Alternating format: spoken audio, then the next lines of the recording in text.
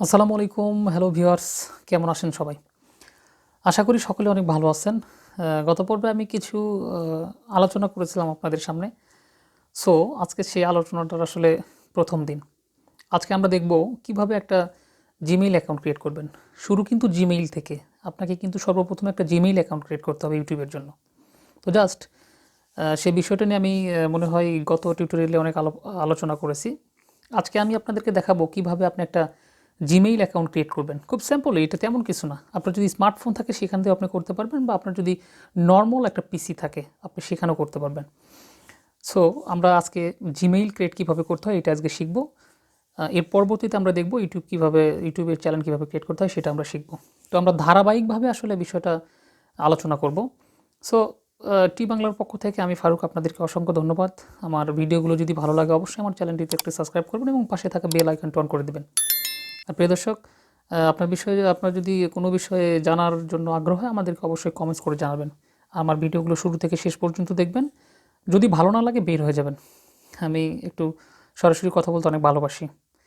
তো চলুন আর দেরি না করে আজকে আমরা জিমেইল অ্যাকাউন্ট কীভাবে ক্রিয়েট করতে হয় আমরা সেটা শুরু করি। আপনার যদি পিসি থাকে আপনার পিসিতে করতে পারেন, যে আপনার যদি ফোন থাকে, আসলে আমি ফোনটা দিয়ে আমি আসলে করতেছি না, আমি মূলত একটা নর্মাল একটা পিসি দিয়ে করতেছি। তো আপনার যদি পিসি হয় সেক্ষেত্রে আমি মনে করি এটা অনেক বেটার হবে। ছোট একটা কম দামের একটা পিসি কিনবেন আপনি। আমি তেমন বড় ইউটিউবার না, আমি প্রথমেই বলছি আমি একজন ছোট্ট ইউটিউবার।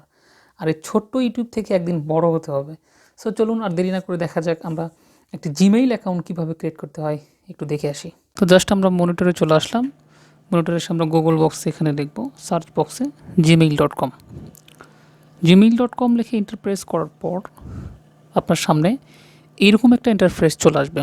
এখানে আপনার যদি ইমেল অ্যাড্রেস থেকে থাকে সেক্ষেত্রে আপনি ইমেল অ্যাড্রেস বা পাসওয়ার্ড দিয়ে লগ ইন করবেন। আমাদের যেহেতু আমরা ক্রিয়েট অ্যাকাউন্ট আপনি দেখতে পাচ্ছেন, জাস্ট আমি এখানে একটা ক্লিক করে ক্রিয়েট অ্যাকাউন্ট একটা ক্লিক করব। করার পরে উপরে দেখতে পাচ্ছেন মাই সেলফ, এখানে দুইটা অপশন আছে, জাস্ট আমি উপরেরটাতে সিলেক্ট করে আমি ক্লিক করে দিলাম। এখানে 3-4টা অপশন দেখতে পাবেন। ফার্স্ট নেম, আমি আমার নামটা দিয়ে দিচ্ছি, এমডি ডট ওমর স্পেস, আমি লাস্ট বক্সে লিখে দিলাম ফারুক। জাস্ট এরপরে আমি একটা অটোমেটিক্যালি কিন্তু আমাকে জিমেইল কিন্তু একটা ইউজার নেম দিয়ে দিছে। সো আমি এটা নিব না, আমি আমার নিজের পছন্দ মতো একটা জিমেইল আমি এখানে ক্রিয়েট করে নেব। তো এই জন্য জাস্ট আমি এখানে টাইপ করে দিচ্ছি, দেখেন জাস্ট একটা টাইপ করে দিচ্ছি।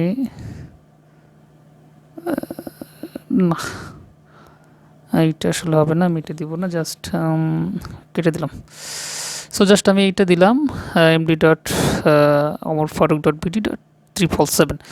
এবার আমি এখানে পাসওয়ার্ড দিয়ে দিচ্ছি, দেখি। খুব সিম্পল, এটা কিন্তু আসলে তেমন কিছু না, জাস্ট এটা আপনি যখন 2-3বার একটু ট্রাই করবেন, ইউজার নেম অনেক সময় নেয় না। যেমন আমার পাসওয়ার্ডটা দেখেন ইনভ্যালিড দেখাচ্ছে, নিচ্ছে না। সো আমি নতুন করে আরেকটা পাসওয়ার্ড দিলাম, দেখি এবার একটু কী হয়। পাসওয়ার্ডটা দিলাম, তারপরে জাস্ট আমি নেক্সট একটা ক্লিক করে দিলাম। অটোমেটিক্যালি কিন্তু তারা নিয়ে নিছে। সো এখানে আমাকে এখন ফোন ভেরিফিকেশন করতে বলতেছে। আমার ফোন নাম্বারটা আমি এখানে টাইপ করে দিচ্ছি। আপনাদের যার যে নাম্বার সেই নাম্বারটা এখানে টাইপ করে দেবেন। সো আমি নাম্বারটা টাইপ করে দিলাম। এরপরে আমি এখানে রিকভার ইমেইল অ্যাড্রেস, অর্থাৎ আপনার মেলটা যখন পরবর্তীতে সমস্যা হবে যাতে আপনি এটা রিকভার করতে পারেন, এর জন্য একটা ইমেল অ্যাড্রেস আছে। আমি আমার একটা পার্সোনাল একটা ইমেল অ্যাড্রেস দিয়ে দিচ্ছি এখানে, md.faruk70@gmail.com। হ্যাঁ, এরপরে আমি ডেট অফ বার্থ দিয়ে দিচ্ছি 1/1995। ওকে, জেন্ডার দিয়ে দেবেন। এখানে জাস্ট আপনার যদি মেল হন মেল বা ফিমেল হলে ফিমেল, আপনি যে কোনো একটা দিয়ে দেবেন। দেওয়ার পরে জাস্ট এখানে তেমন কিছু নাই, আমি নেক্সটে ক্লিক করে দিলাম।